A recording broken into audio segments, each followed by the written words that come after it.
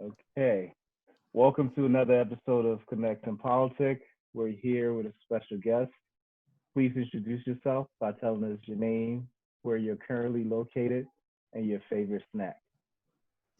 So my name is Abiola I'm located in Lagos. I live in Lagos. And my favorite snack, I'm a foodie. I have quite a few. I like to say probably any cookie. So lately I'm loving Biscoff. I love Biscoff. So I eat like a packet a day.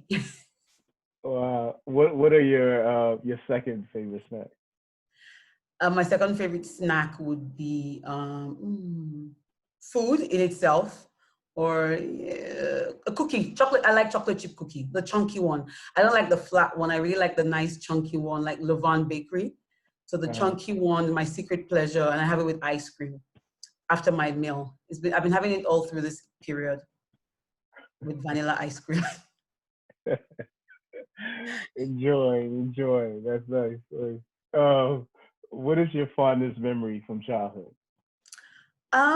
So I grew up in University of Lagos, and I think my fondest memory would be my family lived there with a group of other families, and so I getting to just walk around campus, and I was very safe. It was relatively safe. We could walk up till like 7 or 8 in the night, and we would not be afraid.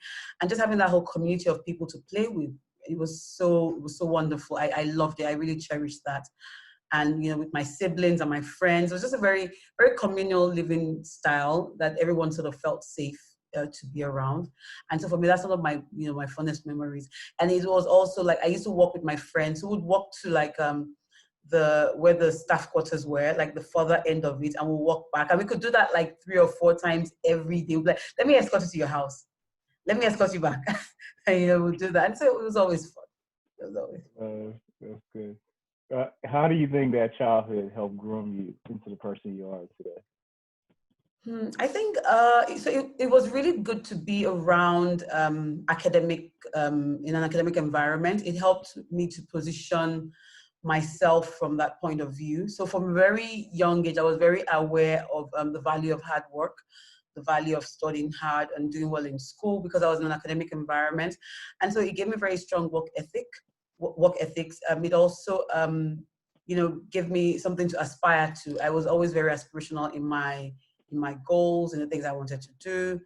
And I think that was the best part about living on campus. I would see people that had graduated and come back and were very successful. And I wanted that to be my story. I wanted to be like them. Yeah. And so you know, so you lived on the campus, Yes. and this was with your parents. I live with my parents, yes. And what would you say are the most important lessons that you learned from your parents? Oh, my parents are very different people. So my mom is extremely entrepreneurial, and she was also a career woman. So I got that from her. My mom was had a very resilient spirit. She was a go-getter. When she was at work, she was focused, she was committed to her career. She was a banker, which was not quite popular in those days. And that from a very young age, because I saw her as a banker, it made me feel like there was nothing I couldn't do. And she held down the home. And while she was also doing her banking work, she was also doing, she had side hustles. My mother had a side hustle every year. She was always selling something. She would travel abroad and she would bring back something for sale. And she was always looking to, increase her income and, have multiple streams of income. And I really cherished that. And it was always something that I, took away from her. And she had a very can-do attitude. So I love that about her. My dad on the other side, he's very analytical. He's a mathematician. And I remember I have fond memories of him and, him and I sitting down together, and he was teaching me math. He was teaching me math, he was telling me how to work out certain problem questions. I like math, and he was also very good at math. So we'll sit down and he'll teach me how to work out questions and solutions. And that was very good. But he also instilled in me a very strong work ethic. My father was very hardworking. He would work till late at night. He would come home at 2 a.m., 3 a.m. because he was trying to get the university. He was in charge of the works and services unit in the university. And so the maintenance was all under him. And he would be at work making sure that things were running well. And, whenever there's an issue, they were calling him. So he was very, very hands-on. And so I really love that about them. And together, what I love most about them together is that they gave us a very grounded education, very grounded, home life. They were very united in their discipline. And I thought that was very important. And I take that away from them. What do you do? Or what are your favorite things for self-care right now, besides eating chocolate chip cookies and ice cream? Self-care, I love to cook. So that for me is a huge part of self-care for me. I have been baking up a storm. I think I've made more bread this period than I've ever made in my entire life. I love to cook. I love to bake. And I'm cooking for one. So I love to cook for myself. I have no problem cooking for myself. I'm very okay. So I love to cook. Other self-care that I like to do, I like to eat in restaurants. So that has not been happening, but I love to eat in restaurants. It's one of the things I love most to do. And more recently, I have discovered stillness. I went for a stillness retreat early this year. Oh my goodness, it was the best 2 days of my life. Just to be away from the phone, just to not have to talk to anyone. I didn't know my soul needed it. It was so rewarding. I didn't care what was going on in the world. I just felt like my soul had time to just connect. And that's something I want to continue to take away. And I was supposed to do another one in March and I couldn't do it. And I had, I've been having I want to go back. I want some of that. I was craving that stillness. And so I'm enjoying that stillness. I'm enjoying being able to explore that part of explore that part of myself. Something I want to take further. There's so much I want to ask about what you just said. The first thing is, so what's your favorite thing to cook?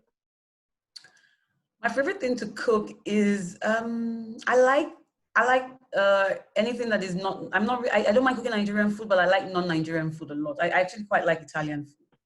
I think Italians are amazing, so I truly love Italian food. I love to bake. It's one of the things. I actually was a baker when I was in school, when I was in university. It was my side hustle. And I baked for us as a business for a very long time. So I like to bake a lot. I used to bake wedding cakes and birthday cakes. I still continue to bake till today.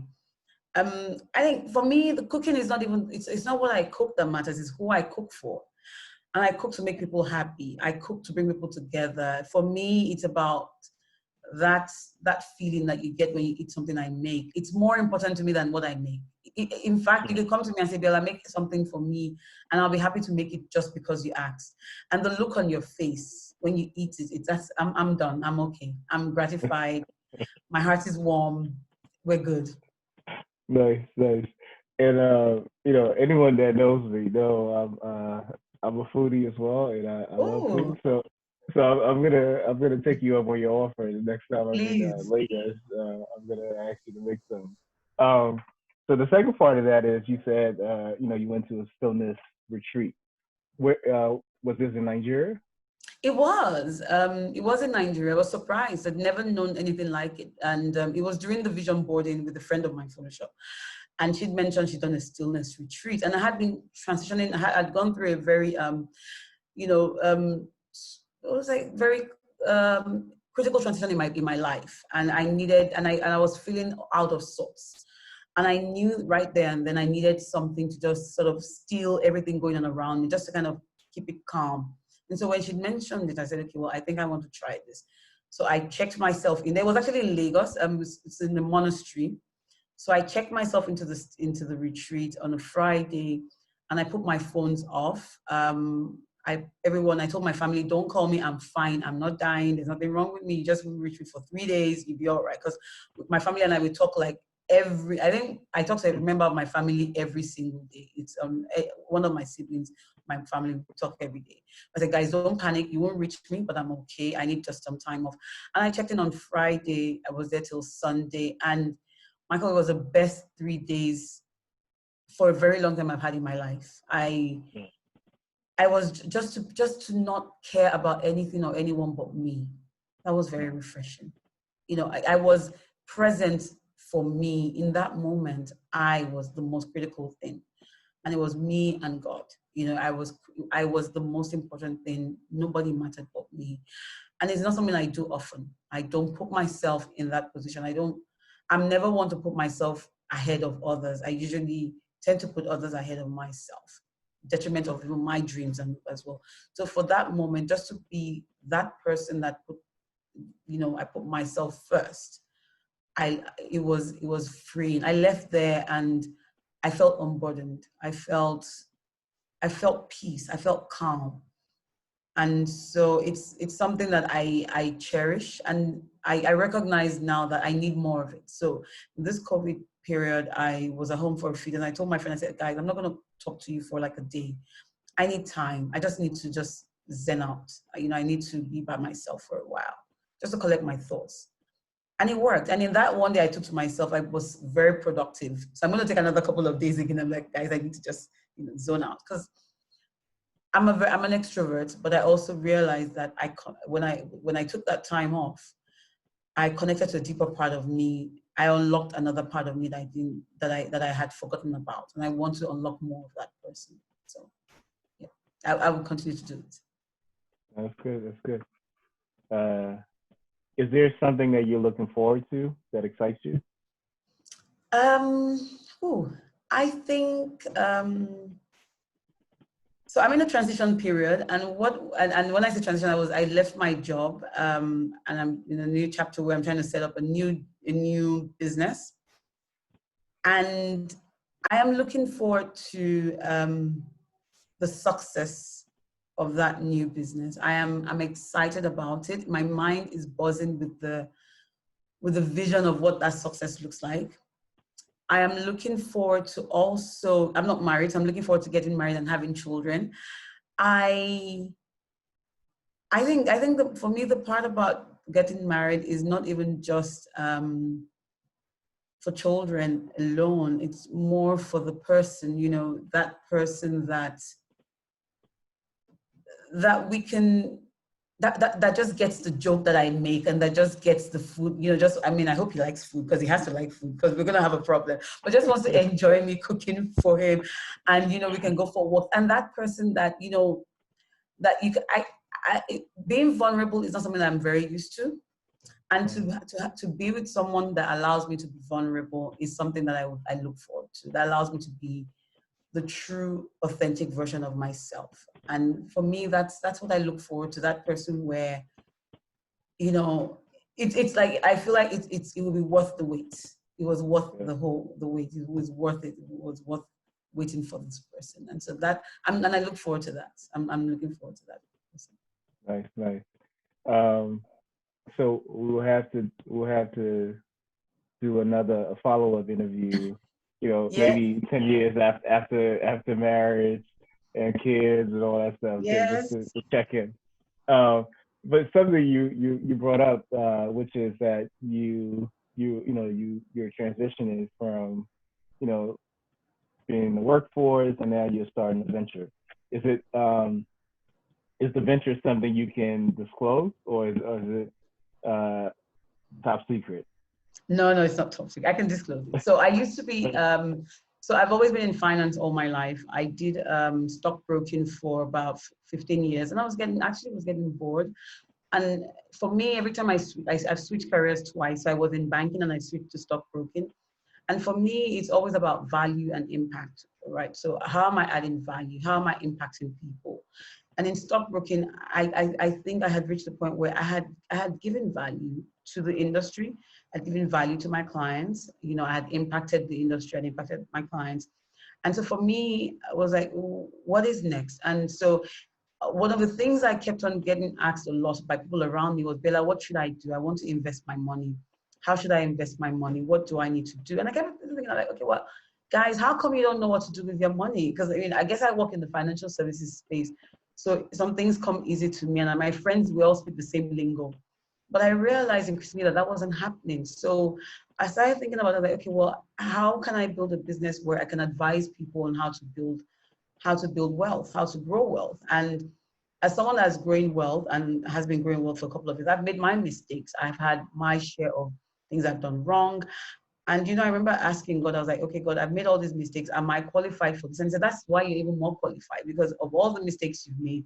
You can then tell someone, you know what, you've made this mistake. I've done this before. don't do this. I can share my experience with you. Not only that, I can also help them to achieve purpose. I think that was the most important thing for me. And it was in that stillness retreat that I got the message. It was, I want people to be free to pursue the purpose that I have set out for them. And they can't do that if they worry about finances. And so what I'm here to do is help to advise you regarding your finance and free you from that burden to take on the next chapter and the next step in your life and the things that are important to you. So it's all encompassing. It's about wealth advisory. It's about wealth preservation. It's about wealth transfer, which is something that we don't do properly in Nigeria.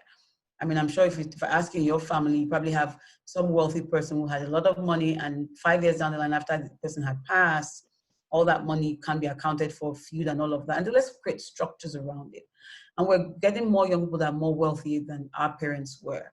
And so how can I help to preserve that? And there's a real need for that in the industry. There's a real need for that amongst people. People are crying for help, you know, and it doesn't help. And this situation that we've been put in has highlighted the need for that more than ever.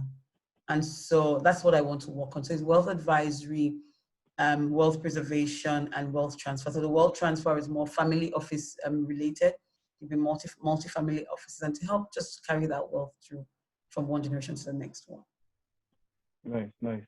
And is there a name for this? Is it incorporated? Have you started? So I'm waiting for the incorporation document, and so hopefully it comes out soon. I actually got a name for it. It's called Atios, and it means actually purpose. So I was looking for a name that was it's a Greek name. It's a Greek word, and I came across it from something in First Timothy. I think First Timothy 2:10, and something about fulfilling purpose, fulfilling Atios was that. So then it was like it kind of ties in, and that's what's driving me. It's not really I mean, obviously I'm going to make money from it, but the money part is not as important as the helping part. Like I said, I want to make impact.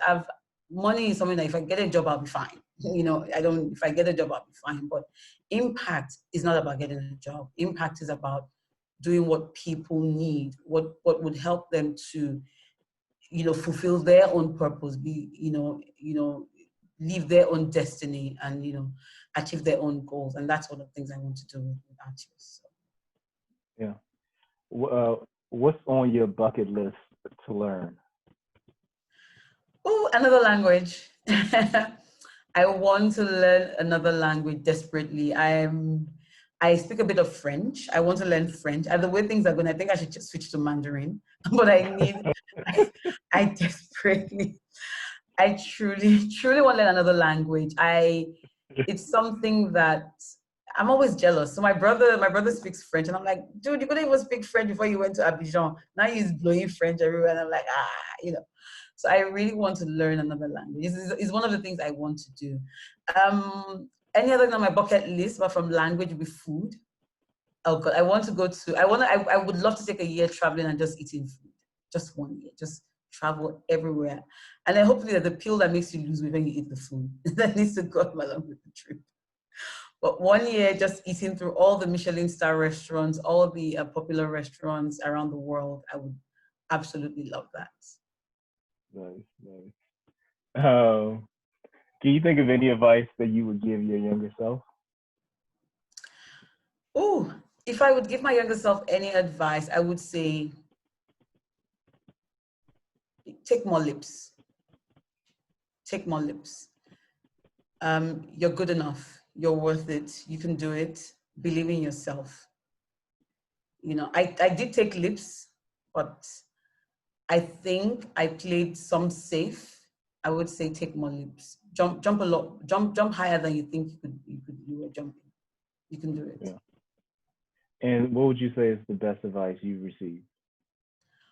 Oh, my best advice ever was when I was working my first job, and I had gone to work, and my boss had scolded me. You know, I was fresh out of school. I was like, I finished school early. I was like 21.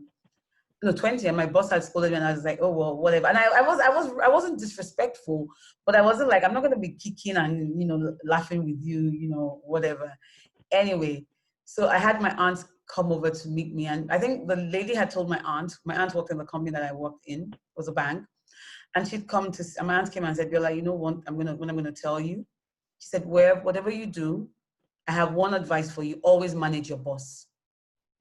And she said, it doesn't matter whether you like your boss, it doesn't matter whether you don't like your boss must be well managed so that even when you do not like your boss doesn't know that you do not like your boss. Your boss is so keen to be, to say, oh, Bella is a stellar person. I really admire her that it doesn't even matter if you don't like your boss. And it has never left me till today. It's my best. I tell everyone, you manage up, don't ever manage down. Don't always say, oh, my boss must know how to manage me. Your boss manages many people. You manage your boss so that you are the best asset you can be to your boss. And it's not kissing ass.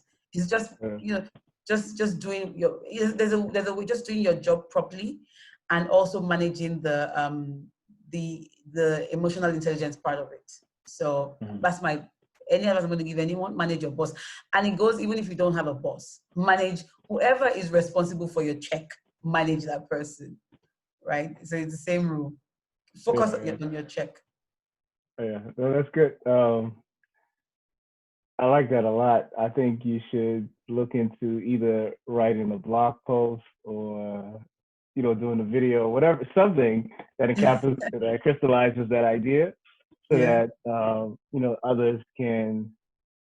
It's a simple idea, but it's so key, in the professional world, or just if you're an adult, really. I like that a lot. Thank you. What have been the toughest thing you've had to tackle, and what helped you get through it? The toughest thing I had to tackle was this job I just left. It was the toughest thing I had to tackle. It wasn't the job in itself. I think it was just the. Let me rephrase it. Let me rephrase the question by saying, what are the lessons from one of the toughest things I've had to tackle? And one of my key lessons, the first lesson is, don't always be clear on what you need to achieve your goals. Always be clear and insist on it. You're the experts. Don't ever doubt your expertise, and always insist on it. And know the difference between what you need and what you want. So I'll give you a scenario of what I'm talking about. So for example, let's assume that you have to carry 10 crates of eggs from, let's just say from Lekki to Surulere. I'm going to use as an example, right? So there's a distance, quite a bit of a distance. I had to carry 10 crates of eggs. And you say, well, I need a car to carry 10 crates of eggs. And somebody says, well, why don't you use a motorcycle? I'm like, no, but I need a bike. I need a car because it's 10 crates of eggs. I need to put it together. I need to get there in one piece. And they're like, no, why don't you just use a motorcycle? You'll be fine. Just put the motorcycle, just pin it together, whatever. Anyway, you say, okay, well, let me try with the motorcycle. And you go with the motorcycle and you put the eggs on the back and you go with the eggs. And of course, halfway down the road, maybe some bus driver comes in front of you, you pump your brakes and 5 of the crates come crashing, and you're like, oops, and you get to where you're going to, and you're like, well, so where are the eggs? Well, I was driving down and 5 got broken. Well, you told us you could carry the crates with a bike. I said, no, I wanted the car, but you agreed to use a bike. But, and the reality is that I am the subject matter expert. I'm the one that knows my job. I'm the one that knows what I need to do the job. And if I said I needed a car, I should have insisted and believed that I needed a car and not allowed anyone to dissuade me from using a bicycle or a motorbike. I should, because I know better than anyone else. And I think that is one of the lessons I take away from this, is always be very clear and stick to what it is that you require for whatever role you're given, right? And trust that you're the subject expert and own it. Don't let anyone tell you differently, because that's why they hired you. You're the expert. So trust that you own it. Trust that you can do it the way you said you can do it, and own it, right? And that's the first thing. The second thing is also make sure you ask, what does success look like, right? And that's one of the things that, success is different things to everyone, okay? For some people, success is the numbers. For some, success is how you build a business. For some, success is different for every organization. And make sure that definition of success is very clear. It seems obvious, right? We always go to a job and say, oh, well, it's obvious success is X, Y, Z, but sometimes it's not really X, Y, Z. Success, for some people, will be getting along with people that you work in the office with, right? And for some offices, it may just be the numbers. So you'd be very clear what success is like. And I think for me, it was challenging because I had, you know, been in an environment where I had built businesses and I had used my resources and my strength, and I could take decisions somewhat easily. And now I'm in a place where it wasn't as easy as I thought it was going to be. And I didn't quite know how to navigate that, right? And so it was a very good learning curve for me. I think it was something that I needed to learn for the next phase of my life, because I did keep on asking God, you know, why am I in this place and why am I getting this experience? And I needed that experience. And so it was challenging, but we had some of my best life lessons in it, my best life lessons. And I don't know that I would trade that lesson. When I say happy, what comes to mind? Happy family.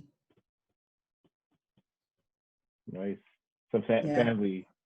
Yeah. Okay. And when you say family, you mean, you know, the small family unit or the large family or friends? My brothers, I love my siblings. I love my siblings are almost, I think I would call them my best friends. I don't think there's anything we can't talk about. We don't talk every single day all the time. Like my sister and I talk like maybe 3 times a day. My younger sister, I'm the first to have 3 siblings behind me. And one of the things I said to myself it was one of my aunts that shared with me, and like, make sure your siblings are your friends. And so very quickly, when I was about 17, I remember when I was about 17 or 18, I changed my role from a sister to a friend. I redefined our relationship. I wanted to be a friend. And so I got to know them, their strengths and their weaknesses. And I just, you know, just went with the flow. We would have fights, but we stopped having fights like sibling squabbles. And so we became very good friends. And, you know, I would tell them about my relationships. They would tell me about their relationships. I think I bought everybody's engagement ring except my sister's own. So I bought all the boys' engagement rings. They're like, sis, want to buy engagement rings? Okay, fine. How much do you have? What's your budget? And I'll go pounding the streets of London or Dubai or whatever, and I buy the engagement rings. I bought everyone's engagement rings. And they're my friends. And we, as a family, would be in the parlor and would argue for hours on end. We could be in the parlor from like 9 p.m. and sleep at 3 a.m. All of us just arguing, my mother, my father, but my siblings and I would throw a party in my house, and the 4 of us would be the only ones dancing after everybody has long gone. And then we'll come up with different tricks, and then someone will say, oh, this is how I dance, that's how I dance. And it's something that I love. And with my nieces and nephews, who I absolutely adore. I have about 7 in total. I absolutely adore my nieces and nephew. It's the same thing. We are pretty close. And, you know, I call every one of them every other week. Like, you know, every week we're like, I need to call my nieces and nephew. I need to talk to them. You know, I'm always getting them stuff, and they mean everything to me. You know, they mean the world to me. They're everything. You know, I love them all dearly, and I don't never tell them that. I love all of them dearly. You know, so yeah. Nice. What qualities or character traits do you admire in other people? Sorry, quality.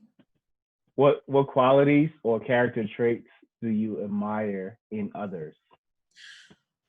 Kindness.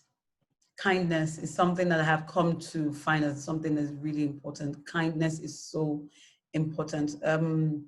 We're not kind enough. Sometimes I feel like I'm not kind enough. Sometimes I'm growing into being kinder. Kindness, empathy. You know, I love empathy. I love people that have ambition and drive. I love it. I love ambition and drive. Just, you know, it just be a go-getter. It pushes me, it inspires me, it makes me want to be your friend. You know, I just want to be your friend. I want you to rub off on me. I want you to what do you call it, ginger me. I want you to, you know, I want you in my space. You know, I want to see you and, you know, see what you are, so I can look like you, so I can mirror some of the things that you're doing well and why you're doing it well. So ambition, drive, and success are things I really admire in people.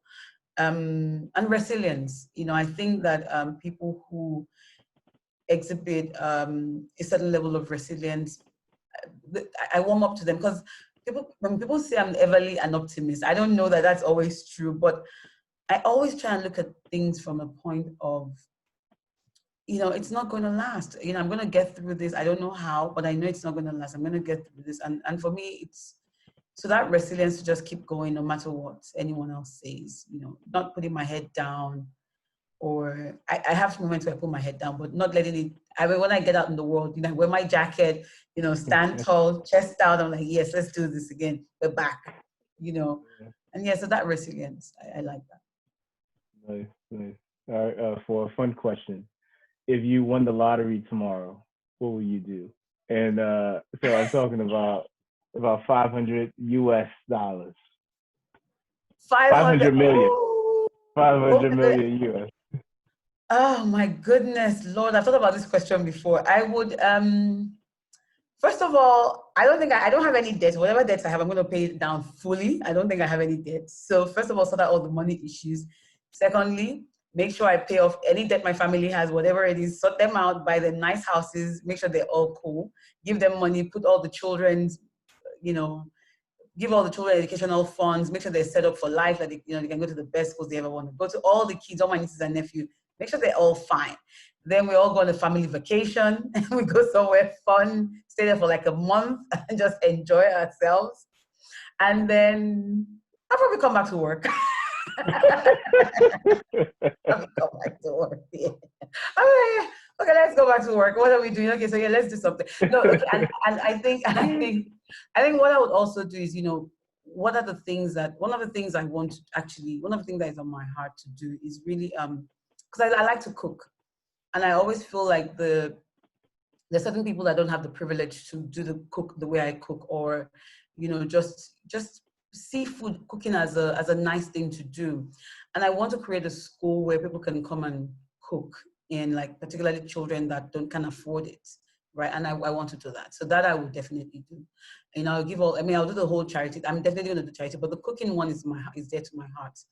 I want to teach people how to cook, just put them in that setting where they can just come in, express themselves from a culinary point of view, and just unleash their talent. It's something that is dear to my heart.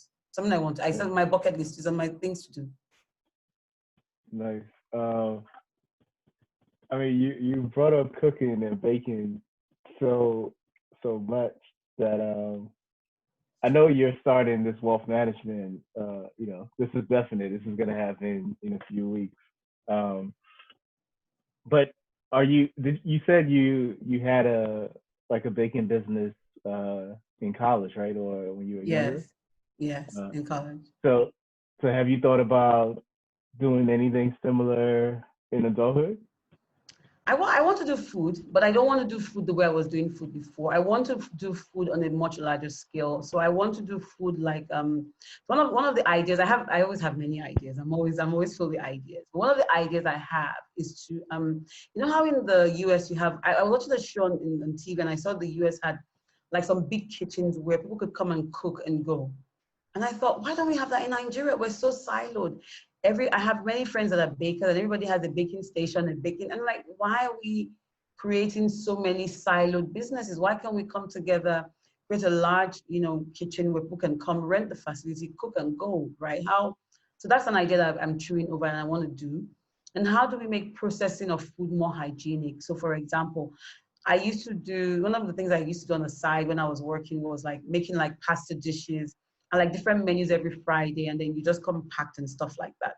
So I'd love to have a kitchen where we can have TV frozen meals. Okay, we also grown up in a generation of people that want to eat convenience food. So TV frozen meals were well cooked, home cooked, your nice curry, your nice pasta, your lasagna.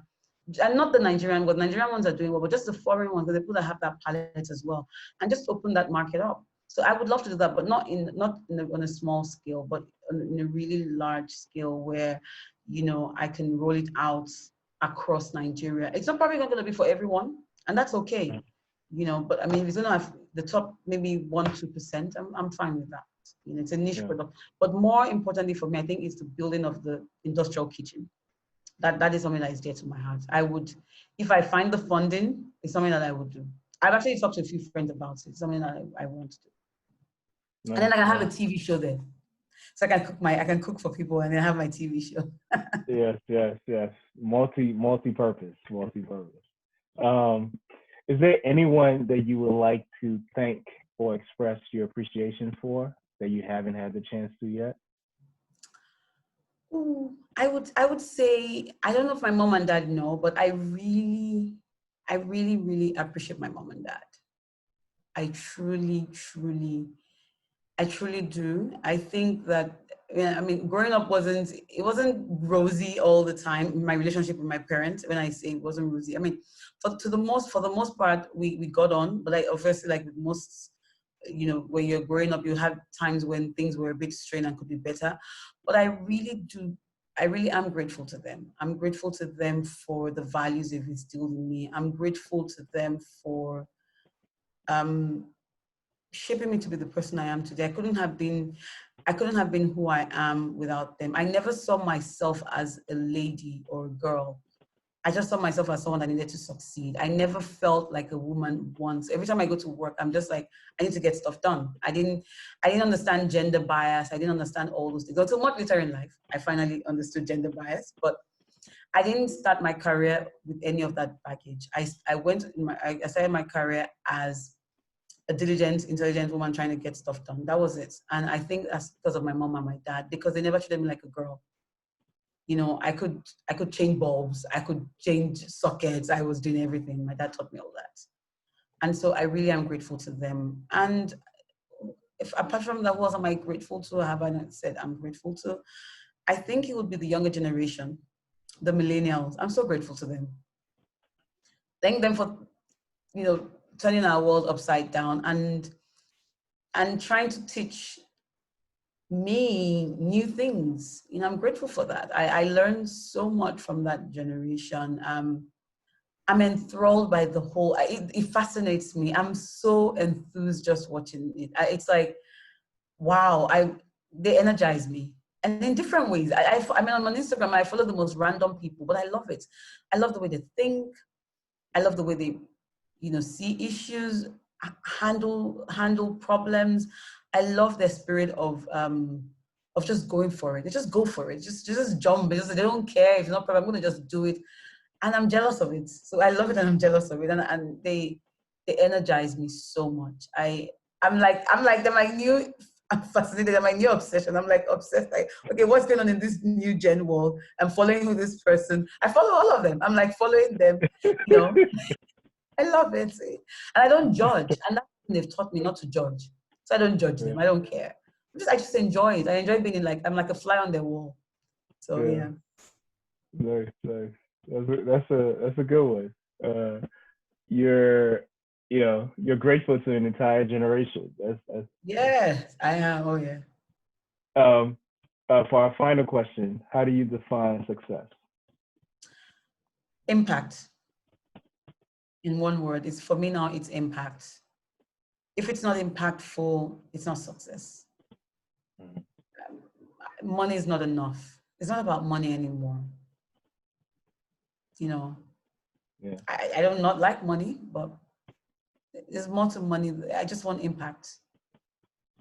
However that is, I just want it. I just want to use my gifts, all of it, to impact people in a way that changes their life for the better. And that's the thing. I'm okay if it's one person. If it's more than one, I'm even ecstatic. But if there's one person who, by something I say, something I do, something I share, if that can change their life, I'm okay. And that's, for me, that's success.